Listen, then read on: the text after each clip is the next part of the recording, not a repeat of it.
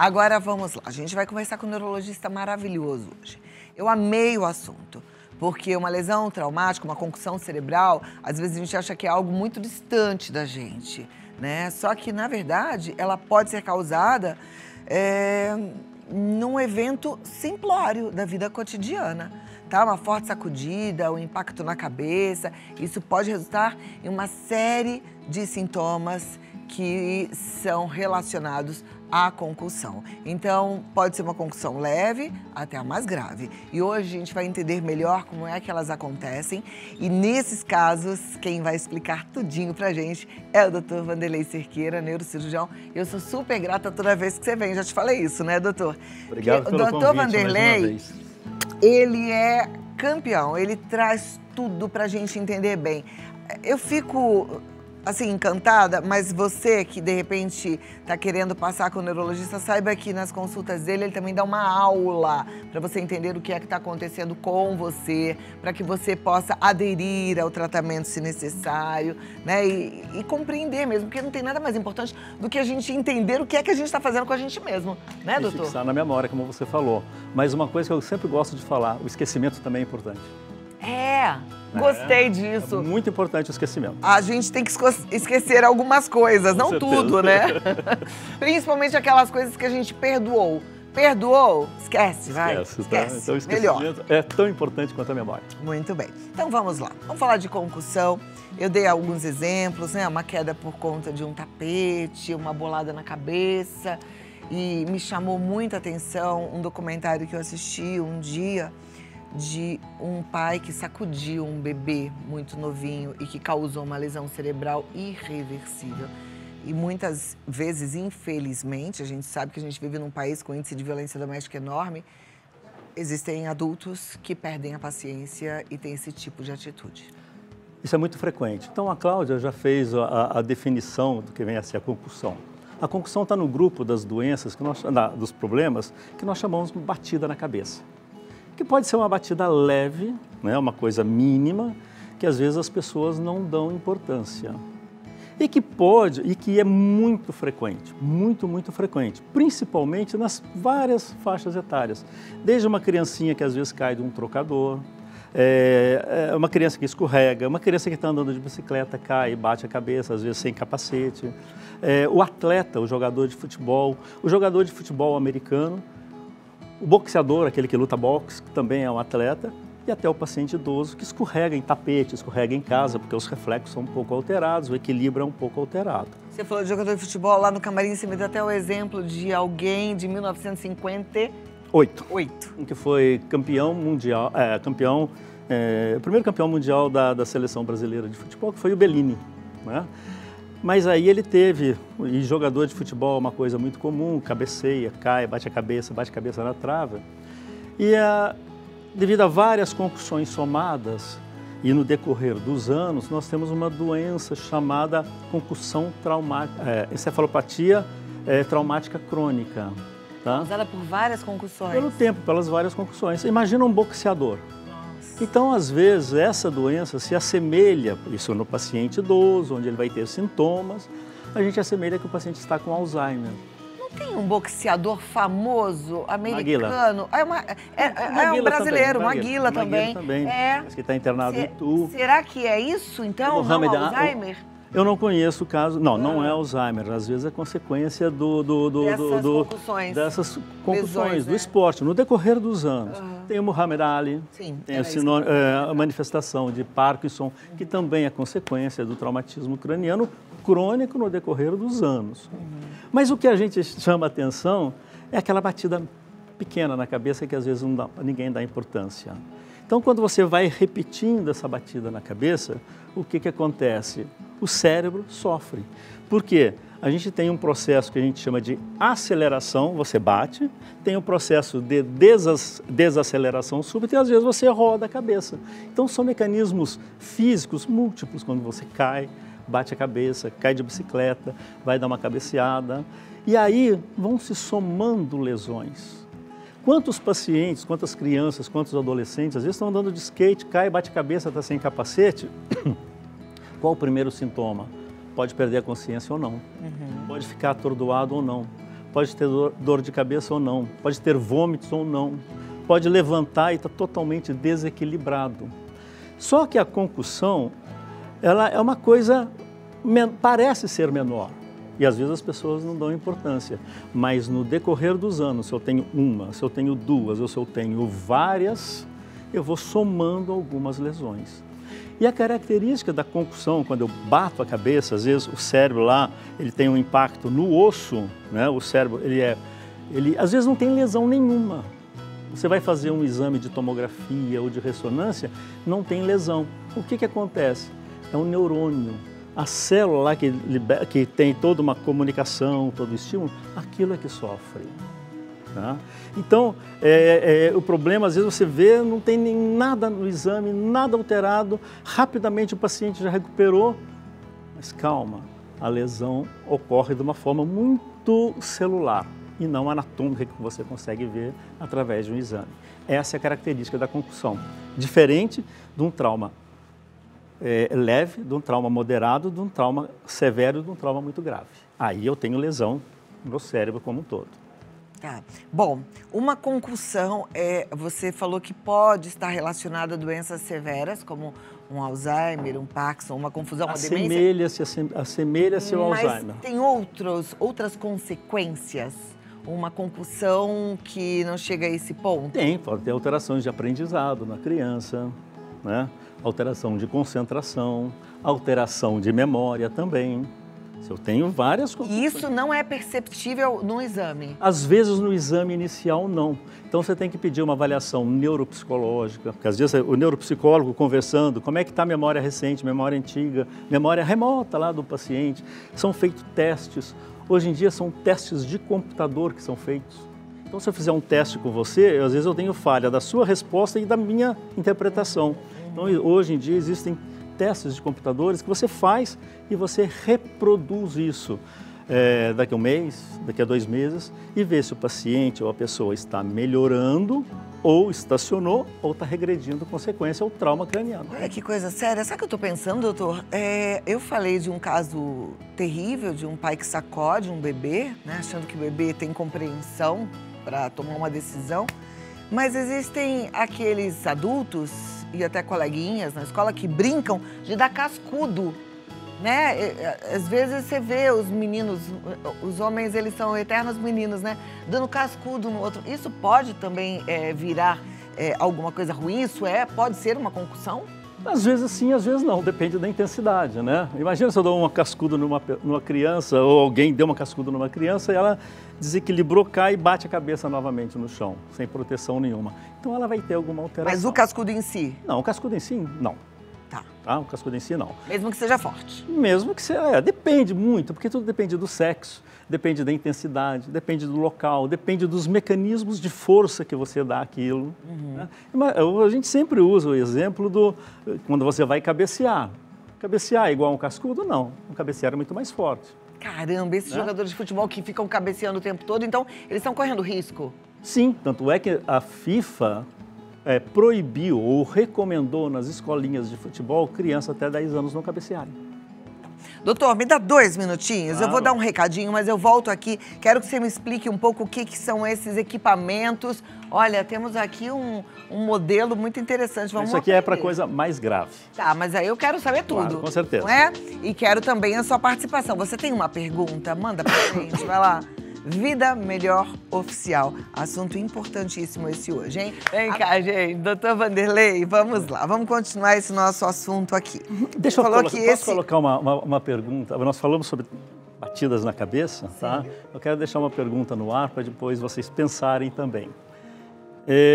Nós estamos aqui, capacete, principalmente capacete de skate, capacetes de moto, protegendo o cérebro contra os traumatismos cranianos. Sim. Então, capacete protege uma concussão? Não.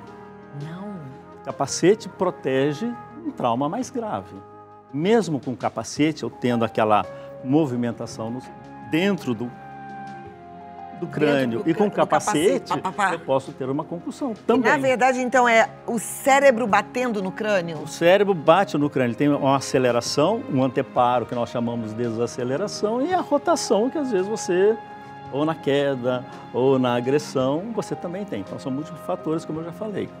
Mas o capacete, ele vai proteger contra traumatismos graves. E mesmo com o capacete, ou de moto, ou de skate, não significa que você não vai ter concussão. Você pode ter concussão. Só que, não tendo lesão grave, eu não tenho lesão no cérebro, no caso da concussão. Quantos capacetes quebram, quantos capacetes têm lesões e eu tenho sangramento, hemorragia, quantos pacientes caem de escada, quantos pacientes levam um tiro, o capacete protege 100%? Não. Mas então, protege. Mas protege. Não é para deixar de usar. Jamais. Tá? Então tem que usar o capacete sim. Então nós estamos falando de batidas na cabeça repetidas. Eu quero só colocar uma colocação para vocês. Que ave que bate a cabeça até 12 mil vezes por dia e não tem concussão? Ih, não sei não. Vocês sabem? Depois você me... Olha! Tem o pessoal da empresa que me ajuda. Que ave que bate a cabeça até 12 mil vezes por dia e não tem concussão? 12 mil vezes por dia. Eu estou aqui com o pessoal que me ajuda, desses monitores, o Sandro, o Luiz Ernesto, o Gabriel, que é o pessoal que está comigo no centro cirúrgico, nos traumas cranianos, né? O Gabriel também, empresa da Bassons, e o Sandro de imediato respondeu, pica-pau. Ah, é o pica-pau? Essa batidinha assim, então, isso aqui é uma concussãozinha. Ele tem vários traumatismos, mas devido à anatomia, um osso esponjoso, a língua dele envolve o cérebro, ele não tem concussão como o ser humano tem. A gente não é pica-pau, então a gente vai precisar cuidar mesmo. É curiosidade, agora, mas Você falou que essa turma está com você no centro cirúrgico. Eu fico imaginando que, da última vez que você veio, você trouxe aqui um equipamento incrível. Hoje em dia a gente consegue fazer uma cirurgia no cérebro com esse equipamento, só com um furinho assim? Sim. Então, isso aqui, presta atenção, a concussão é um trauma mínimo de tudo. Isso aqui é usado em pacientes graves. Tá? Como é que eu classifico um paciente se teve um trauma grave ou não? Existe uma escala chamada escala de coma de Glasgow, que eu vou vendo, o paciente abre os olhos, mexe os braços, consegue falar, consegue mexer, consegue comunicar. Então, se tudo vai piorando, eu tenho que monitorizar esse paciente. Monitorizar onde? Dentro de uma UTI. Então, são os casos graves ou até mesmo os casos críticos. E o cérebro, quando bate, existem vários mecanismos. O cérebro também incha. Se o cérebro incha dentro de um osso, ele não tem... Inchou e está dentro de um osso, ele não tem como expandir. Se eu bater o cotovelo, incha e tem por onde ter a segurança. Então, o que eu tenho que fazer? Eu tenho que monitorizar tudo. Sedar o paciente, ver como é que está uma sedação através de um procedimento de monitorização chamado BIS, se ele está bem sedado, como é que está no ventilador, como é que eu coloco essa monitorização da pressão intracraniana, que às vezes são cirurgias simples, rápidas, mas através de monitores eu vou ver a temperatura no cérebro, vou ver a pressão dentro do cérebro, vou ver as ondas que estão lá dentro do cérebro. É uma interpretação assim, bem mais complexa, não consigo falar tudo aqui. E aí você vai tratando o paciente na beira do leito com toda essa monitorização. Ou seja, vocês hoje têm muito mais acesso ao que está acontecendo dentro de um cérebro do que já tiveram antes. Sim. E com isso conseguem ter muito mais controle no trabalho que vocês vão desempenhar. Você controla ou na sedação, ou na ventilação, ou na medicação, colocando uma fibra óptica dentro do cérebro ou dentro de uma cavidade no cérebro que chama ventrículo. Gente, que impressionante. Então isso aqui, ó, são... Mas não é todo médico que faz isso, né? Porque não, tem neurocirurgião. Não, mas tem que ser um neurocirurgião atualizado, porque isso tudo é muito moderno, não é? Não, isso já é antigo. É bem antigo. O problema é a disponibilidade de você ter isso tudo. Eu sempre falo, eu já falei para você outras vezes, nós somos um país pobre. Não é qualquer lugar que tem essa disponibilidade toda. Então, se você tem e pode oferecer o melhor para o paciente, eu tenho todo um pessoal lá, o Sandro, o Gabriel, o Luiz Ernesto, que me ajudam. Olha, eu tenho uma cirurgia de um paciente grave, bateu a cabeça, o paciente está em coma. Vamos fazer tudo isso? Aí eles levam todos esses na hora. O Sandro, por exemplo, o Luiz Ernesto tem no carro esses aparelhos. Gente, que incrível. Doutor, como é que tá o caso? Eu não sei se você está acompanhando do baterista que levou um tiro, né? Não estou acompanhando. Por coincidência, eu estava de plantão no hospital em retaguarda, mas ele foi com outro profissional que a família escolheu, então eu não estou acompanhando. Mas um caso de um tiro na cabeça, a gente pode ter alguma, não no caso desse especificamente falando, obviamente, porque a gente não tem uma bola de cristal, mas a gente pode ter uma certa esperança, porque antigamente assim, tomou um tiro na cabeça, pronto, não tem jeito. Eu vou dar um exemplo. É diferente? É diferente porque, primeiro, eu tenho que ter toda uma equipe de emergência. Segundo, eu tenho que ter tomografia pronta. Eu tenho que ter sala cirúrgica à disposição naquele momento. O neurocirurgião nunca fica de plantão no local, mas ele tem que estar disponível para ser chamado de urgência. Uma pessoa que levou um tiro na cabeça um bom tempo atrás, e eu participei da equipe, foi o Gerson Brenner. Está aí hoje. Mas está aí, mas com sequelas, né? Presta atenção, lesão cerebral depende, é do lado direito, do lado esquerdo, a bala transfixou o crânio, a bala só entrou, a bala só bateu no crânio. Então, é o momento. Você tem que decidir naquele momento de cirurgia de guerra. E isso, no Brasil, infelizmente, a gente não tem tantas quedas, as pessoas estão conscientes que tem que usar capacete, mas a violência aumentou.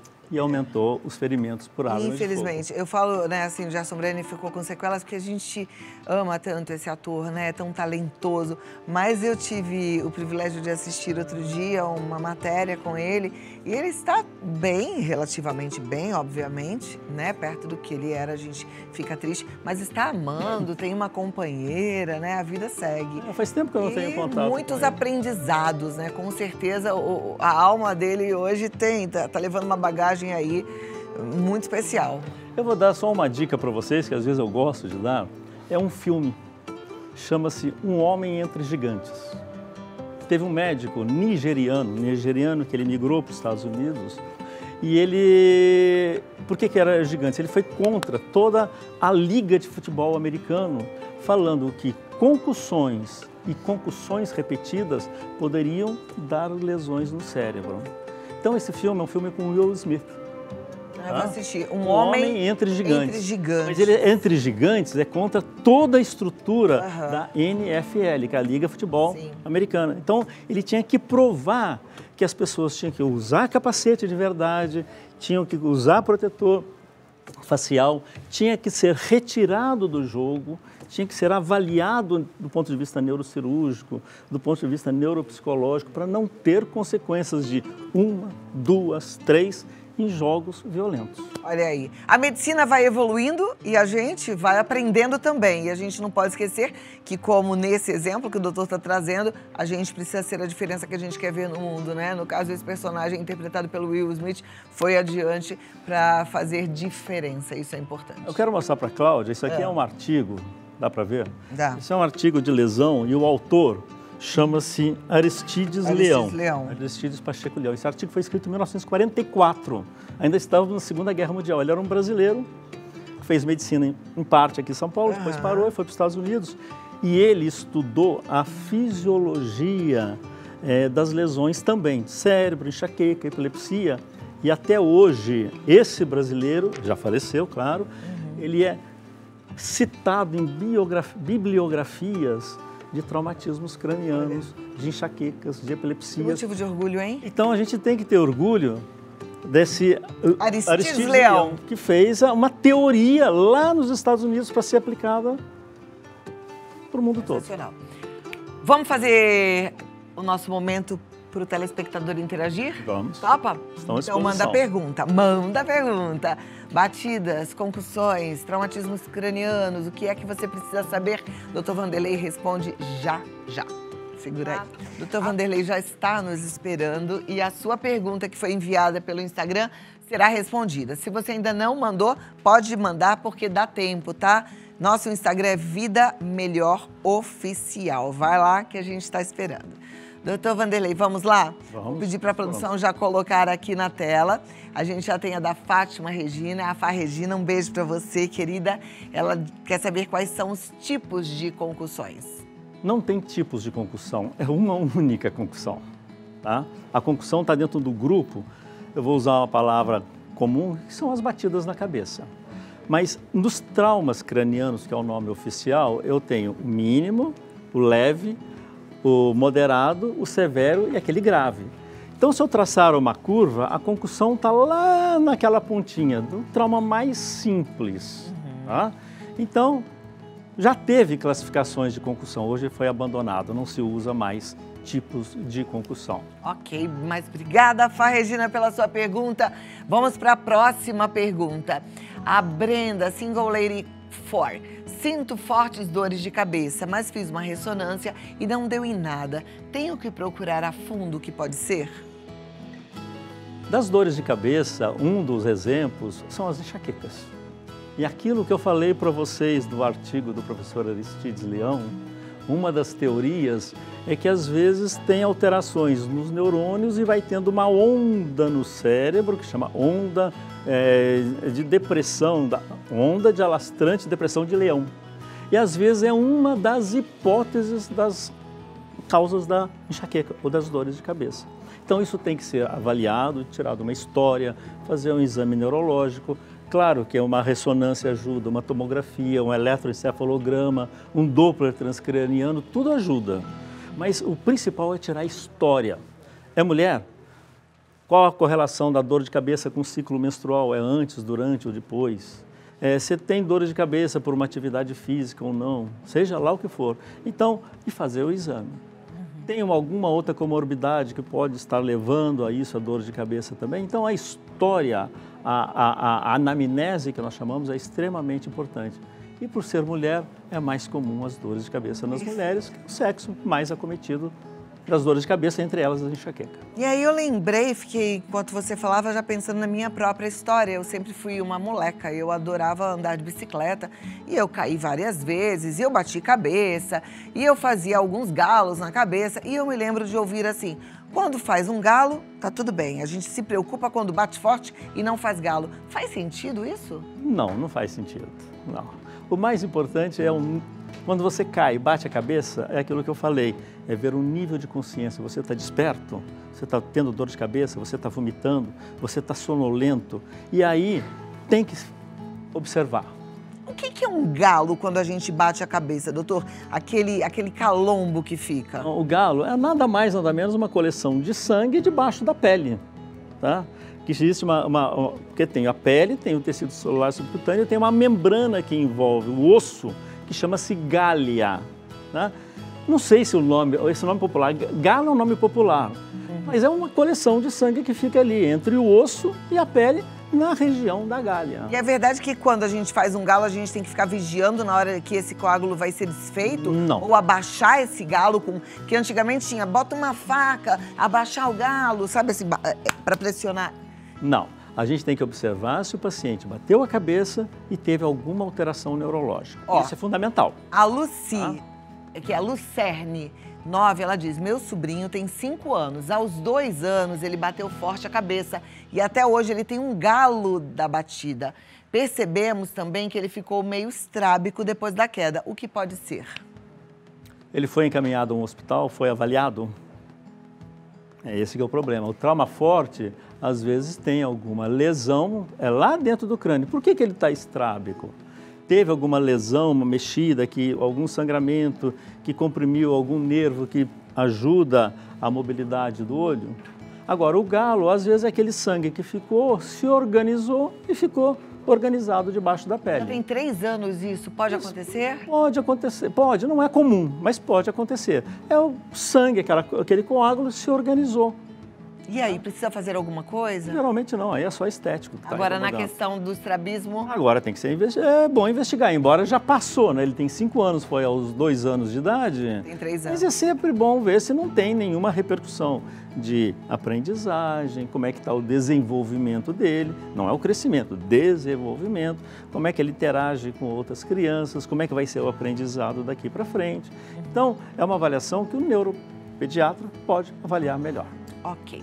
A Maria José quer saber, a hidrocefalia de pressão normal é consequência de concussão cerebral? Essa monitorização que nós colocamos é um dos parâmetros que a gente faz até mesmo para hidrocefalia de pressão normal. Mas se um paciente, a hidrocefalia de pressão normal são 3 características. Eu tenho dificuldade para andar, dificuldade para urinar e alteração de memória. Claro que eu vou ter que fazer um exame, ou tomografia ou ressonância, ver se a cavidade dentro do cérebro, que nós chamamos ventrículo, dilatou. Ela às vezes dilata, mas a pressão dentro do cérebro pode estar normal. Agora, se um paciente teve um sangramento cerebral, teve um segundo pequeno traumatismo, teve um segundo sangramento, a dinâmica que nós chamamos do líquor, aquele líquido da espinha, aquele líquido que banha todo o cérebro, ele muda. E aí o paciente pode ser que tardiamente venha a ter uma hidrocefalia de pressão normal devido a um sangramento prévio que ele teve. Mas às vezes a gente não acha a causa.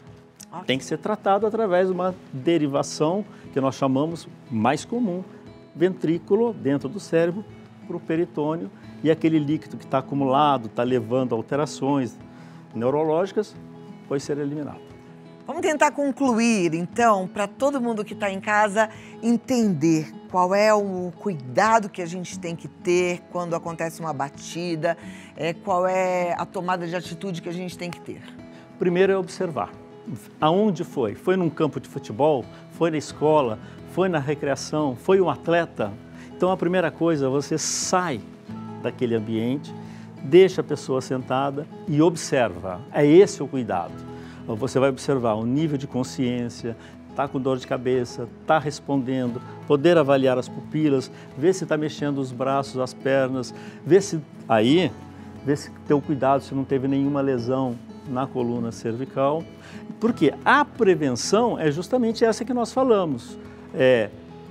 Capacete, proteção, não cabecear demais, vai fazer um esporte recreativo, cuidado, todo cuidado para não ter essas agressões e principalmente nos pacientes idosos, tirar os tapetes. Gente, tapete, barra de proteção no banheiro, nos corredores. Importante. Tenha um banquinho no banheiro, que também é uma medida de bastante segurança. A gente não pode ficar velho e teimoso, a gente tem que ficar velho e sábio, né? Então a gente vai se protegendo, assim, não vamos dar bobeira, não dar sopa pro azar. Conhece essa expressão? É verdade. É isso aí. Muito obrigada. Então, a prevenção é aquele cuidado, é aquela observação. Os pais terem cuidado, as babás terem cuidado com as crianças. Quando a gente bate a cabeça, uma criança bate a cabeça, é importante colocar gelo na hora? Você põe gelo para que aquele hematoma, aquele galo, não aumente mais. E depois você põe uma compressa quente para aquilo absorver. Tá joia. Agora, o principal, observar nível de consciência. Tem dúvida? Leva para o hospital, aí um profissional tem que examinar qualquer paciente, desde criança até mesmo idoso. Perfeito. Olha, Dr. Vanderlei Cerqueira de Lima, ele está no Instagram, Dr. Vanderlei Cerqueira de Lima. Tem 2 contatos aqui, tem um 0800... Não, pode ser o meu celular mesmo, que é o 996162313, São Paulo, 11. E tem o fixo, que é o 30335921, que é do consultório, que fica no Shopping Morumbi. Então, 11996162313 ou 11995672313. Da secretária. Muito obrigada, doutor Vanderlei. É sempre uma alegria recebê-lo. Volte sempre. E o mais gostoso é transmitir conhecimento. Isso é bom demais, né? Sabe por quê? Saber não ocupa lugar para ninguém. Ó. Então, esse papo de que a gente está acumulando muita coisa e por isso que a gente está perdendo a memória, na verdade, não, né? De jeito nenhum. Vamos continuar aprendendo bastante. Com certeza, vamos estudar piano. Aliás, a gente só para de aprender quando para de viver. Não tem essa de, já tô velho, eu sei tudo, sabe nada, olho vivo, viu?